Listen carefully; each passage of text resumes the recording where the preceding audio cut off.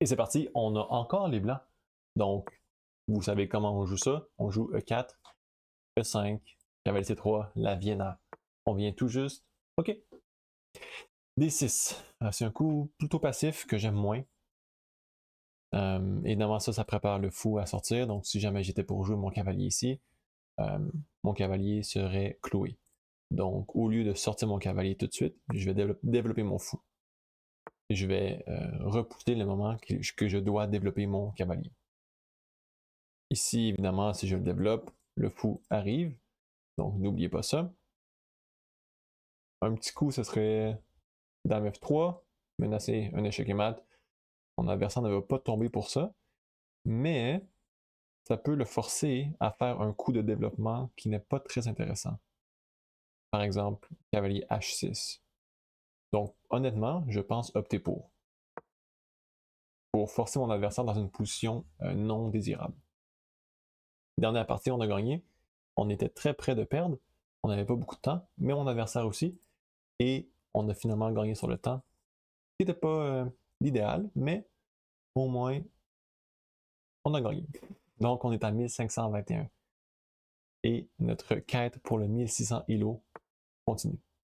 OK. Dame F6. Évidemment, ici, si je capture, j'aide les noirs à développer leurs pièces. Donc, ce n'est pas ça que je veux faire.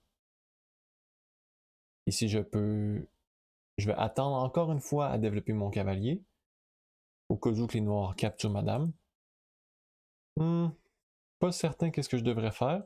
J'aimerais jouer des 4 peut-être, mais je vais y aller avec des 3, être plus passif.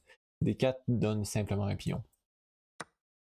Il capture ma dame, donc je développe mon cavalier, évidemment. Et ici, je vais y aller pour une attaque directe. Cavalier G5. Je menace son pion.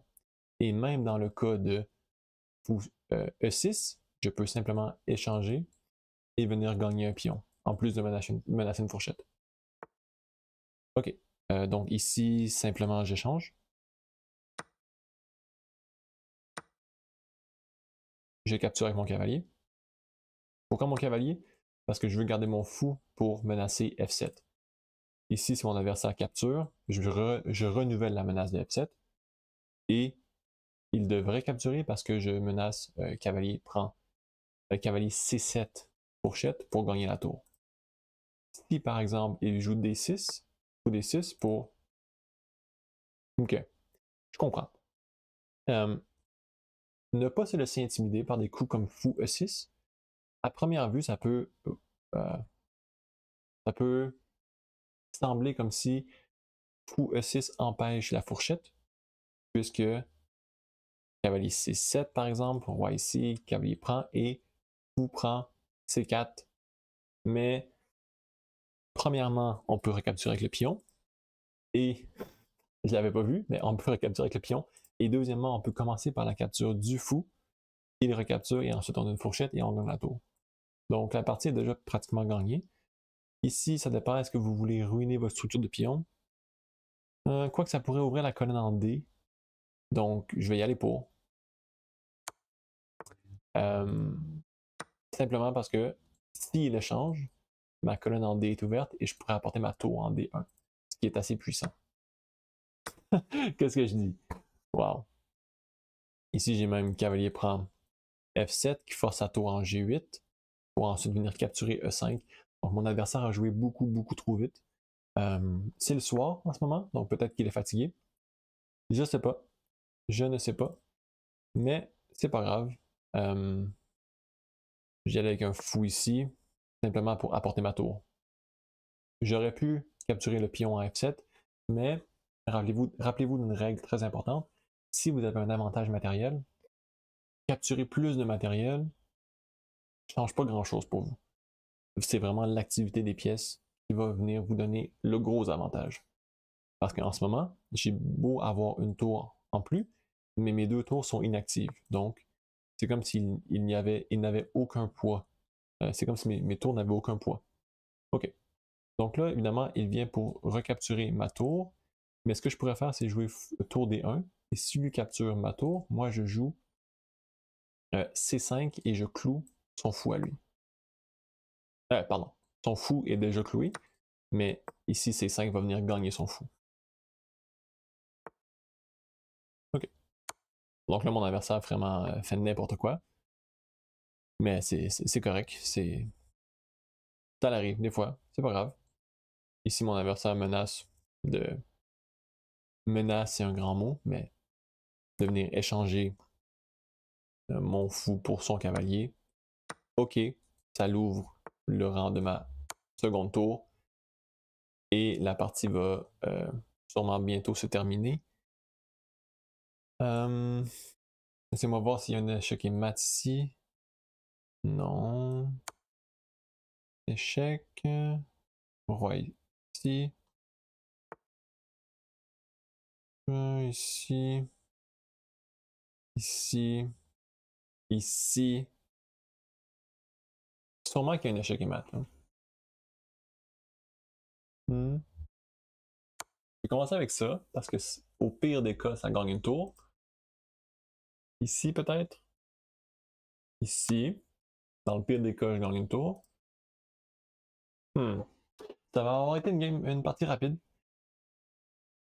Honnêtement, je vois pas d'échec et mat. Je ne vois pas l'échec et mat. Je pourrais revenir ici. Ici. Mais je veux juste répéter mes coups. Si je viens ici. H prend. H prend. Ça me surprend de ne pas avoir d'échec et mat. Ici, ici, ici, ici, ici, non. Ok, écoutez, on va faire ça. C'est un petit peu décevant, mais on va quand même gagner la partie. Donc là, c'est pas vraiment. Oh mon Dieu.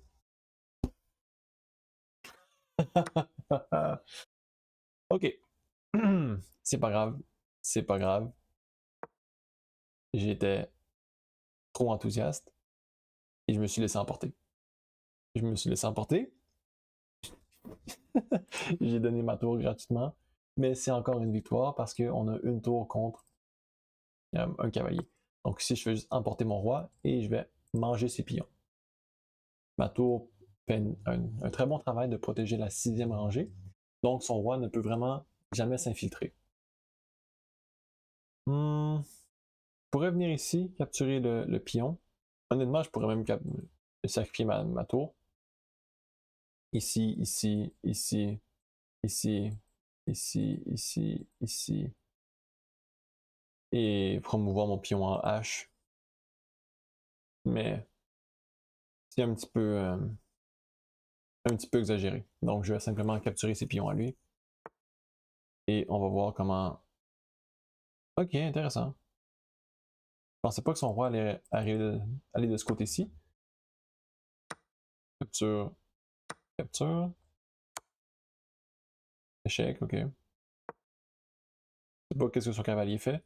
Mais vous voyez à quel point que on a juste trop de pions pour l'empêcher, pour que les noirs nous empêchent de faire une dame. Il devrait abandonner, mais on verra. S'il ne fait pas attention, je vais gagner son cavalier. Ok. Je vais simplement promouvoir mon pion. Mon adversaire semble faire un petit peu n'importe quoi. Donc, il veut que je prouve que je peux gagner. Donc, on va faire ça.